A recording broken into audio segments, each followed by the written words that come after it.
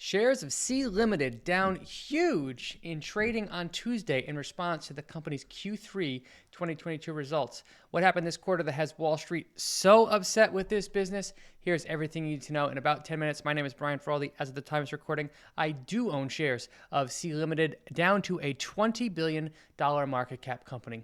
Revenue this period grew about 5% to $3.3 billion. That was better than Wall Street was expecting. Wall Street was expecting a decline in that period.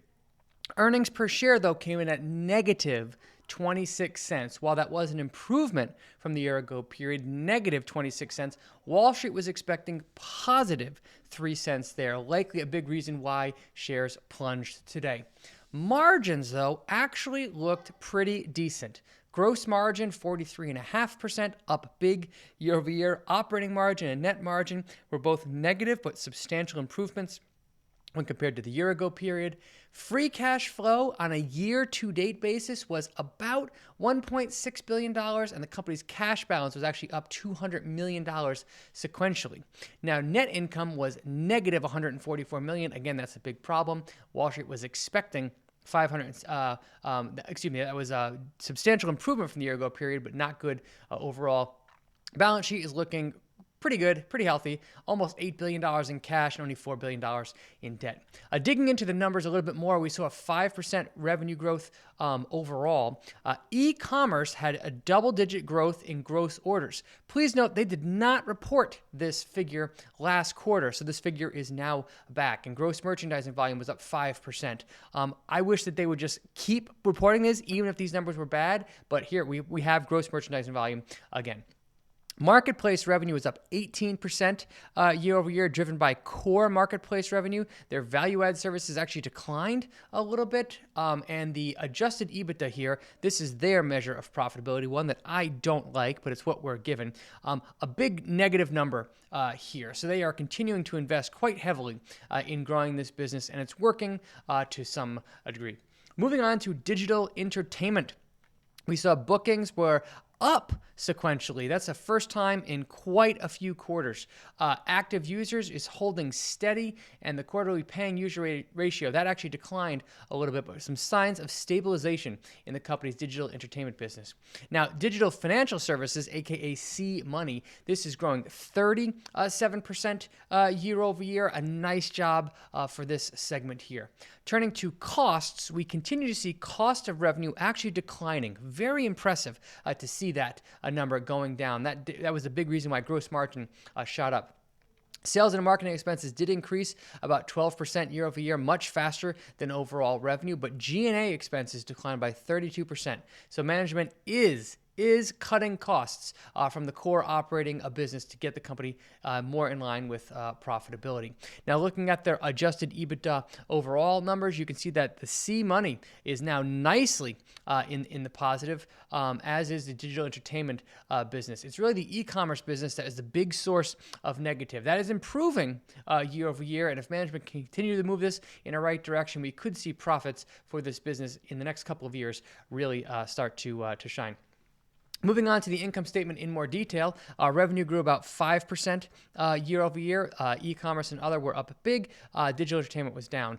Cost of revenue was down quite sharply, a 33% decline in digital entertainment cost of sales. That drove cost of goods sold down, which had a big impact on gross profit, up 17% for this period. We already saw that management had pretty good expense control with big declines in G&A, in research and development, and other, and that helped the operating loss to shrink quite substantially. So the net loss was down sharply year over year, although it was still a net loss. The basic share count, diluted earnings per share was negative 26 cents. That was an improvement from the year ago period. And please note that their diluted share count was up. Now, these numbers are on a year-to-date basis. The company actually doesn't report quarterly numbers for its share count, which irks me quite a little bit. But you see that the basic number rose about 8 million year over year. That's about 1.5% dilution, something like that. The diluted share count it has a pretty big delta between that and where it could be. So the dilution rate will continue to be something to watch. Speaking of dilution, we saw that stock-based compensation in this period came in at $175 million, quite a big number in absolute terms. That was down from the year ago period. So that's more control of expenses coming through. Management commentary, they did say that they are prioritizing increasing their market share in their business. They are really trying to build out a quote-unquote wide moat right now and get to self-sufficiency and profitability. They also noted that they have three core things that they are trying to move on. First, they're trying to remain in profitability mode and build out their cash reserves. Second, they did note that new players are intensifying competition, and that competition may accelerate market share consolidation. That could also be a reason why the share price is declining again. One other note is they noted that live streaming has become very popular in their markets, and they are investing there as accordingly. Turning to guidance, management did not offer up any guidance, but Wall Street is expecting a decline in revenue and a negative 14 cents in earnings per share. So that's the expectation for the upcoming quarter. If we saw growth again, who knows? Maybe this company's stock could pop next year. For the full year, Wall Street is currently pricing in just 3% top line growth. That is down from 8% growth they were pricing in the year ago period. And for the full year, we're looking at $1.01 in earnings per share as an estimate, although that number is likely to come down. Overall here, when turning to the thesis, I think investors should keep their eyes on all three segments, and we want to see Shopee eventually turn to profitability. Once that happens, profitability at this company will absolutely explode. I'm going to keep my eye on free cash flow production. It's hard to get that number from the company, but that is the thing that the company can actually use to reward shareholders and build the balance sheet. I'd say the moat here is stable at worst and growing at best, and you can throw some two flags in between there. It's somewhere between green and yellow. The company is cutting back on its expenses and growing modestly, but nowhere near fast enough as what investors would like to see. The company continues to score okay on our investing checklist, not great and not terrible. Turning to valuation, where is this company on the growth scale? Well, it's somewhere in stage 3. It's somewhere in the self-funding phase. So we can use a bunch of different multiples to judge this company's valuation today. So let's do that using the sponsor of today's video, which is YCharts. So this is C Limited's market cap. You can see that it went straight up, reaching $200 billion about 2 years ago.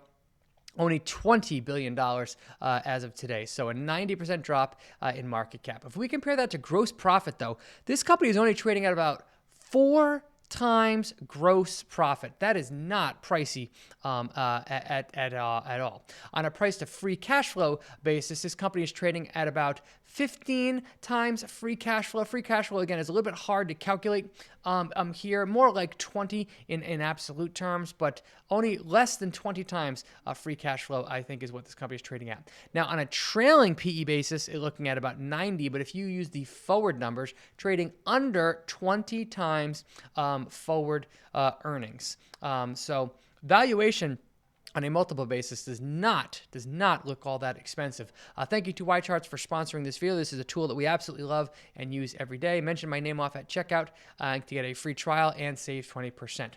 Now, there is another way that we can value C Limited today, and that is with a reverse DCF. It's a little bit tricky to do so because the company isn't fully optimized for free cash flow, but we can take a look at the numbers. So here is my model. You enter the ticker symbol here, and you estimate the company's free cash flow. It's about $1.6 billion in free cash flow year to date, but in Q4 of last year, it was negative $600 million. So I estimated that free cash flow was about $1 billion. This is a rough number on my part, but it's a decent starting point.